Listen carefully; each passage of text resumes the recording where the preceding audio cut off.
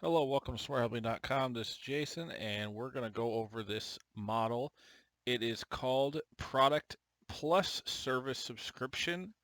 Note, previously it was designated as Product as a Service, but after some further research, that's actually a separate model that's different, and we're going to do that separately. This is called Product Plus Service Subscription. Now, the way it works is well, let's just start here. So you've got the global control where you can define some of the assumptions about the timing, the name of the company, end year, if you're going to include terminal value, when the operations begin. This is when things will start selling, and then some financing assumptions.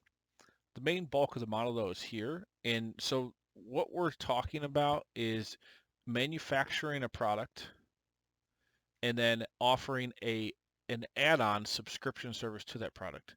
So and you could be reselling a product. You don't have to necessarily be manufacturing it. You could just be buying it.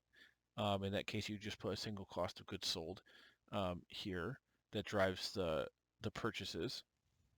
But the point is, you have products, you sell them for some margin, and you also attach an optional subscription. So you can see the costs here. Shipping and things like that are included. You can define your unit sales. You can define seasonality over each of the 5 years for each month. You can define how much of the products that were produced actually are sold and the desired profit margin on them. And then this will look at the actual cost and give you the actual selling price per unit.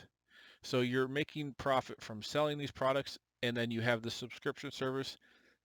You could define the month this starts and the percentage of the products that you're selling that convert to a subscription service that's with the product. So if it's like a security monitoring service, this would probably be 100%.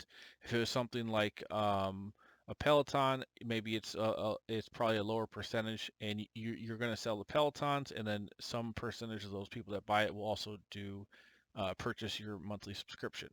There's up to 3 tiers for this subscription service. There's also some churn, and you can define how much, up to 3 tiers and how many customers that are signing up for the service are in each tier over time. So, pretty straightforward model there. You've got OPEX. We can find the cost detail, the start month of each, and the monthly cost in each year. Note this is monthly, not annual. So you'll change the monthly amount in each of the 5 years.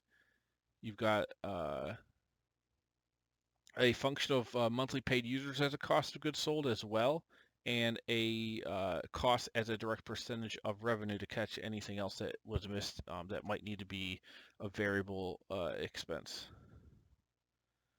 We've got a debt schedule here, just standard amortization. You could define the terms. The actual financing amount comes from the global control right here. If you want to fund any of the startup costs with debt.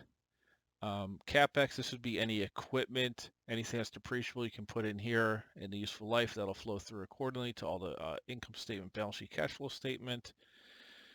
Never clear out this column. Even if you're zeroing out the whole row, just zero out these three. Don't zero this out, just leave it here. Cap table, you can define the model solves for your minimum equity required. You can define of that equity requirement how much is coming from outside investors, how much is coming from insiders, and what's their share of the profits. And they can do up to 3 different share types.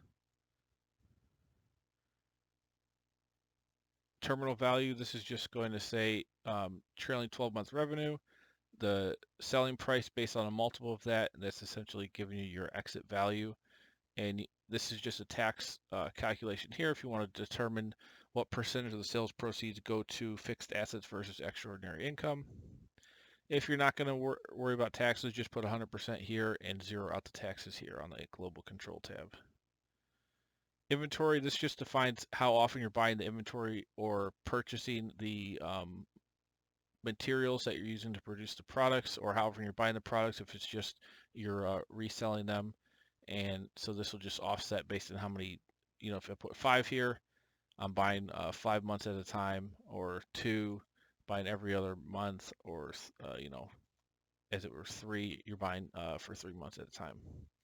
And this is based on future expected use of cost of goods sold. Startup costs, any one-time costs that you need to fill in here that's not accounted elsewhere. This would be mostly legal, maybe some R&D, website design, reserve, anything that needs to go before operations begin.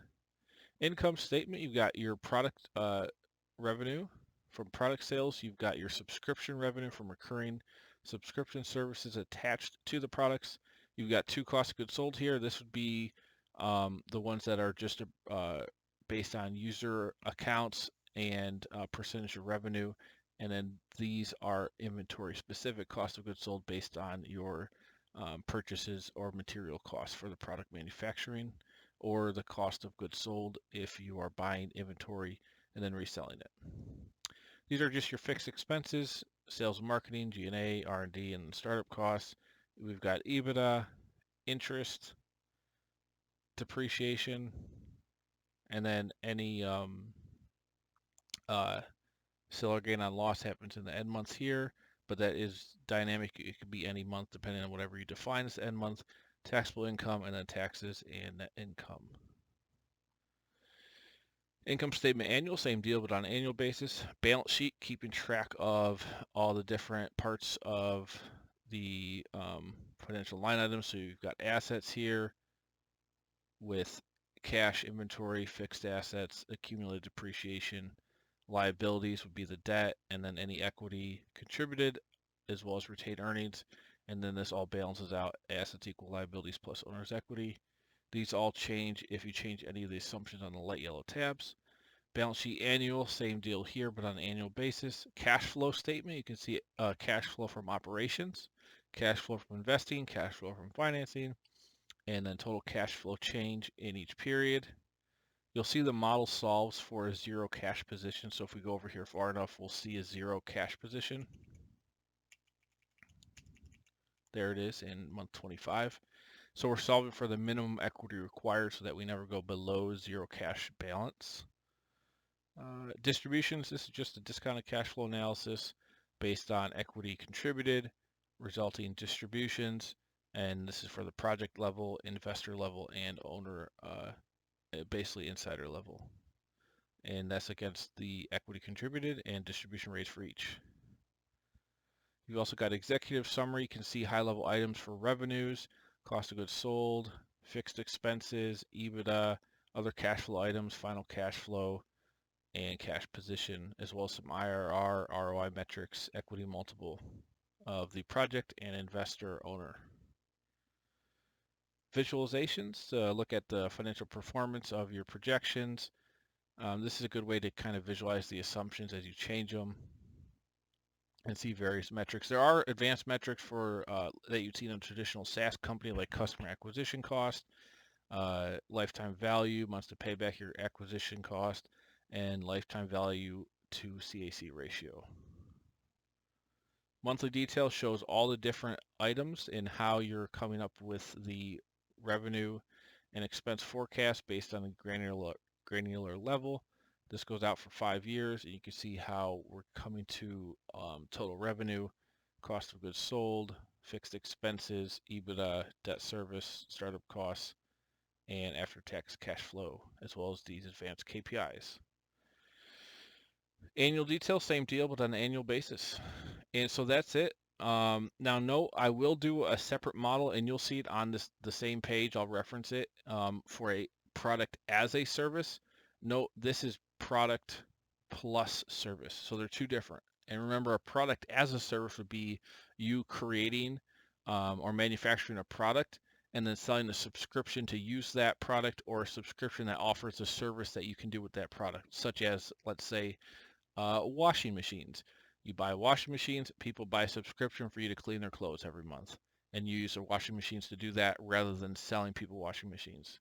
So that model's separate, and that'll be a completely different model. I'll do now either one of these, this one or that one, comes with the other. So if you buy one of them, you'll get the other, and again, they'll both be referenced to each other on the relevant pages on the website. You can look in the description box below to find a link to buy the template. It'll be a one-time fee of $75. And I'll see you guys on the next one.